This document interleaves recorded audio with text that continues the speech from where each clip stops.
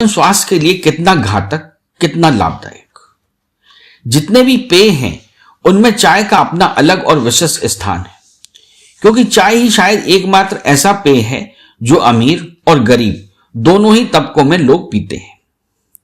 चाय की जितनी तारीफ की जाती है उतनी ही बुराई भी। ऐसी दशा में यह तय कर पाना मुश्किल काम हो जाता है कि दरअसल चाय है क्या। चाय के एक विज्ञापन में कहा गया है कि रोज चाय पियो, बहुत दिन तक जियो। इस तरह के विज्ञापन से आम आदमी की धारणा यह बनती है कि चाय से शक्ति और ऊर्जा मिलती है। थकान के बाद प्याले भर चाय से हमें जो राहत मिलती है वह इस धारणा को और भी पुष्ट करती है। चिकित्सा शास्त्रविदों की धारणाओं में भी मतभेद है। कुछ लोगों का मानना है कि चाय के लगातार सेवन से शारीरिक संरचना पर इसका बुरा असर पड़ता है, साथ ही गुर्दा, नाड़ी पर इसका कुप्रभाव पड़ता है। पाचन क्रिया मंद पड़ती है और शारीरिक क्षमता पर असर पड़ता है। जबकि कुछ लोगों का मानना है कि चाय स्फूर्ति प्रदान करती है और इसे पीने से शरीर को किसी तरह का नुकसान नहीं पहुंचता है। चूंकि चाय आज एक आम पेय हो गया है, इसलिए इसके गुण दोषों को जानना आवश्यक है। पेय के रूप में चाय पीने की शुरुआत चीन से हुई। पहले जमाने में नदियों, झरनों, तालाबों, पोखरों आदि जलाशयों के पानी में प्रदूषण होता था और बिना उबाले इसे पिया नहीं जा सकता था। लेकिन उबालने से पानी का स्वाद खराब हो जाता था। पानी को पुनः स्वादिष्ट बनाने के लिए उसमें चाय की कुछ पत्तियां डाल दी जाती थी। इस तरह के पेय को चीन के निवासी पानी की जगह पीते थे। इसके बाद सन 1850 में चाय अरब पहुंची।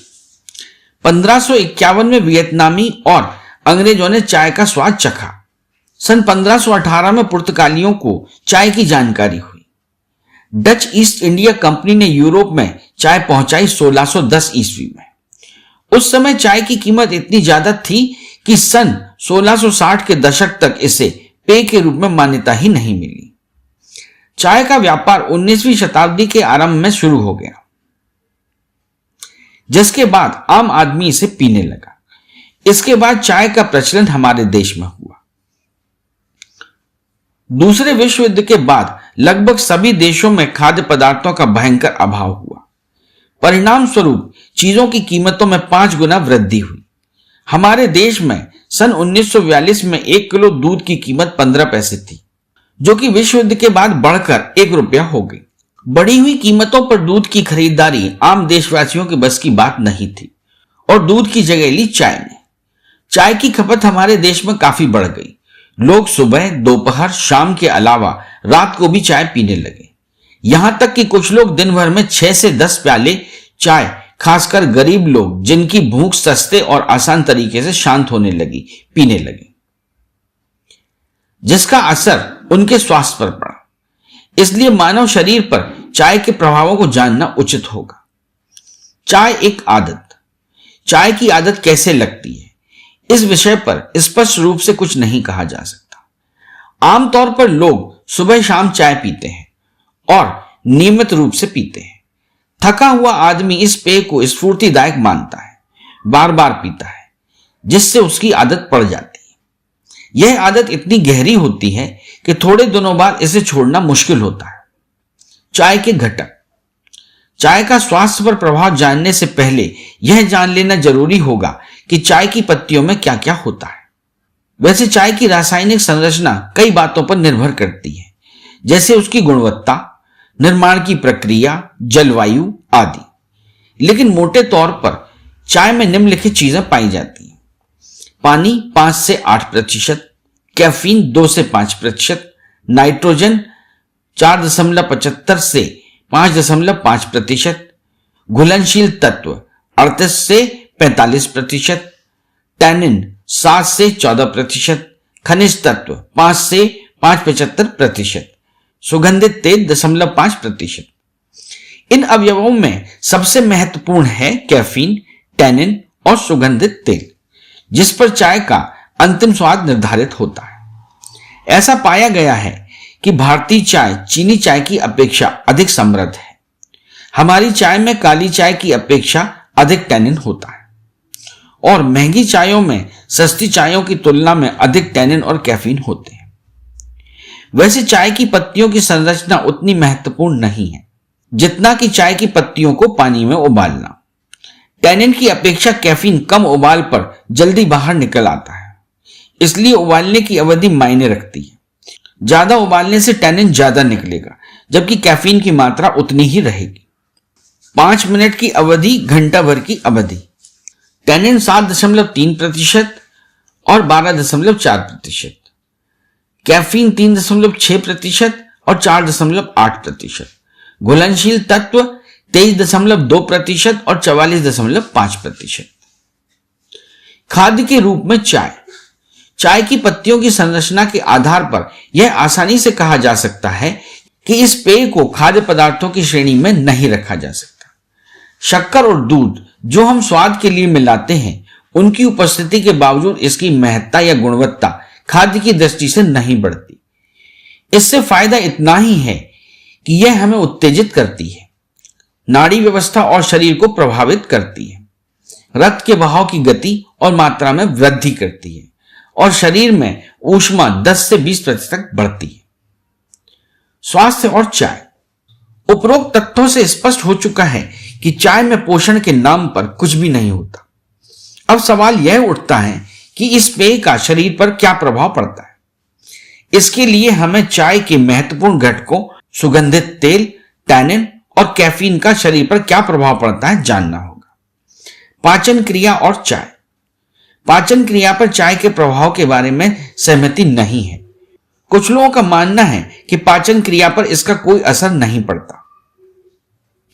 ऐसा कहा जाता है कि रोज चाय पीने से अपच होता है, क्योंकि इससे लार में पाया जाने वाला ब्लाइलीन नामक तत्व प्रभावित होता है, जो कि पके हुए स्टार्च के साथ प्रतिक्रिया करता है। ब्रिटेन के लोगों का मानना है कि मांस और चाय एक साथ नहीं लेना चाहिए, क्योंकि चाय का टैनिन मांस के प्रोटीन को पचने नहीं देता। चाय में निहित टैनिन के कारण पके हुए स्टार्च का पाचन भली भांति नहीं हो पाता। टैनिन लार में निहित पेटाइलिन पर असर डालती है, किंतु चाय में दूध डालने से टैनिन का असर कम हो जाता है और पाचन सामान्य हो जाता है। दूध में उपस्थित प्रोटीन के कारण टैनिन अवक्षेपित हो जाता है और उसका असर पाचन पर नहीं पड़ता। साथ ही साथ चाय आमाशय में होने वाले पाचन को धीमा कर देती है। शिकागो विश्वविद्यालय के हॉक ने 2 से 6 प्याले प्रतिदिन चाय पीने वाले सैकड़ों युवकों पर प्रयोग किए, लेकिन वे किसी निष्कर्ष पर नहीं पहुंच सके। वैसे कुछ मामलों में यदा कदा अपचन, गैस, कब्ज की शिकायत बताई गई। चाय और उत्सर्जन क्रिया। चाय पीने से पेशाब अधिक आती है। कैफीन गुर्दों को प्रभावित करता है या नहीं, इसमें विवाद है। कुछ लोगों का मानना है कि नियमित सेवन से गुर्दे इसके आदी हो जाते हैं। स्नायु प्रणाली पर चाय का प्रभाव। कैफीन होने के कारण चाय में ताजगी और स्फूर्तिदायक गुण होते हैं। कैफीन का असर स्नायु संस्थान पर पहले पड़ता है।